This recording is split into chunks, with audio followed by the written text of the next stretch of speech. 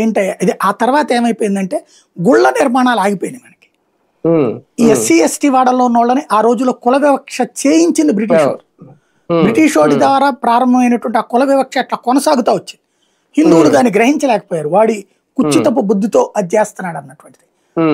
దాని వలన హిందువుల్లో ఒక విభజన వచ్చింది. దాంతో దళిత వాడల్లో ఆలయాలు లేవు. ఆ దాన్ని అడ్వాంటేజ్ అంటే అది బ్రిటిష్ వాడు చేసింది ఎందుకు, అప్పుడు అక్కడ ఆ ప్రాంతంలో చర్చిలు కట్టి లేదా వీళ్ళని చర్చి దగ్గరికి వెళ్ళేందుకు వేశాడు ఆ రోజున ఎత్తుగడవాడు. అది కొనసాగుతూ వచ్చింది ఏళ్ల తరబడి.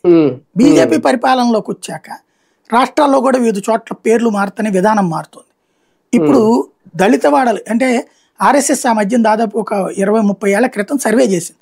దళిత వాడల్లో ఎందుకు ఈ డివిజన్ జరిగింది, దళితులు గిరిజనులు ఎందుకు మత మార్పిడికి గురవుతున్నారంటే, ఇప్పుడు ఇతర కులాల వాళ్ళు వచ్చేటప్పుడు రూపాయి ఖర్చు పెట్టగలుగుతున్నారు కాబట్టి అర్చకుడు వచ్చి ఇంట్లో పూజ చేస్తున్నాడు, పెళ్లికి, పేరంటానికి, శ్రీమంతానికి, బారశాలకి, ఇట్లాంటి వాటికి.